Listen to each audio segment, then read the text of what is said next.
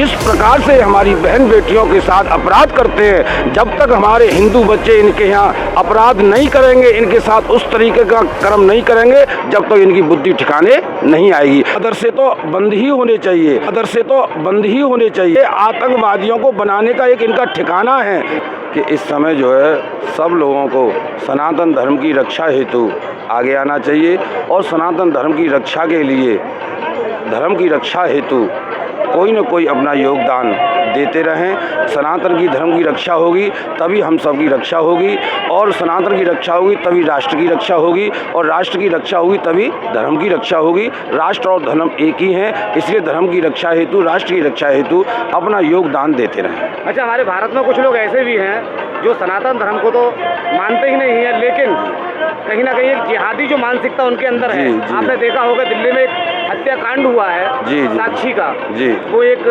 मुस्लिम परिवार में तो खुल के कहता हूँ क्योंकि मुस्लिम की तरफ से इस तरह के कृत्य किए जा रहे हैं, उनके लिए क्या संदेश दिया जाए? इसके लिए मैं एक बहुत कड़वी बात कहने जा रहा हूँ। एक हमारे यहाँ संस्कृत में भी सूक्ति है, सठम साठ्यम समाचरेत, टिट फॉर टैट।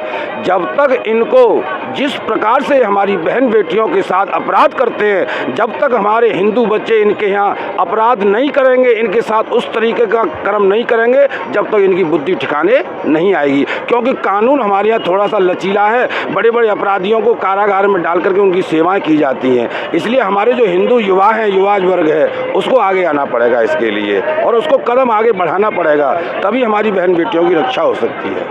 अच्छा, इनकी फंडिंग जो होती है, जो मस्जिदों से फंडिंग होती है जी, ये जो मदरसे और ये मदरसे तो बंद ही होने चाहिए। मदरसे नहीं है, ये आतंकवादियों को बनाने का एक इनका ठिकाना है, जहां आतंकवादी तैयार किए जाते हैं और बाहर से मुस्लिम देशों से इनको पैसा जो है प्राप्त होता है। इसके लिए हमारे भी धर्म गुरुओं के लिए आगे आना पड़ेगा, और धर्म गुरुओं को भी हमारे युवाओं को जागृत करना पड़ेगा। बेटियों से क्या कहना चाहेंगे, क्योंकि कहीं ना कहीं वो भटकती जा रही हैं? बेटियों से बस मैं यही कहना चाहूँगा कि अपने माता पिता और गुरु के जो दिए हुए संस्कार हैं उनका पालन करें। और दूसरी बात, बड़े बड़े भेड़िया रूप में लोग डोल रहे हैं, कोई कलावा बांध के डोल रहा है, कोई हिंदुओं के वस्त्र पहन के डोल रहा है। इनसे बचने के लिए अपनी नारी शक्ति को जागृत करें। नारी के सामने कोई टिकने वाला नहीं है।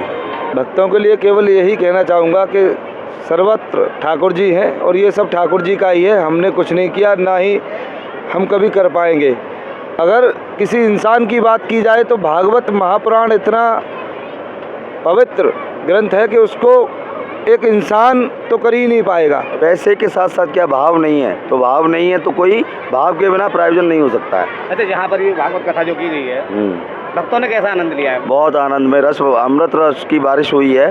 कल एक प्रसंग चला था गोपी महोत्सव, तो उसमें तो गोपी से मतलब आप समझते हैं स्वयं कृष्ण कन्हैया और बांके बिहारी, छलिया लीलाधर और गोपी सब बन के बड़ा रस की बारिश हुई है। महाराज जी के मुखार बिंदु से साक्षात रस की बारिश हुई है। मैं इस समय यहाँ भागवत कथा के पंडाल में मौजूद हूँ। कैसा लग रहा है? बहुत अच्छा आनंद आया। ये कितने दिन हो गए चलते चलते कथा को? ये आज 7वां दिन है। आज समापन किया गया है। तो क्या कहना चाहेंगे लोगों से? लोगों से यही कहना चाहेंगे अपने सनातन धर्म की प्रति थोड़ा ध्यान दें और भगवान के प्रति अपनी भावना, आस्था बनाए रखें।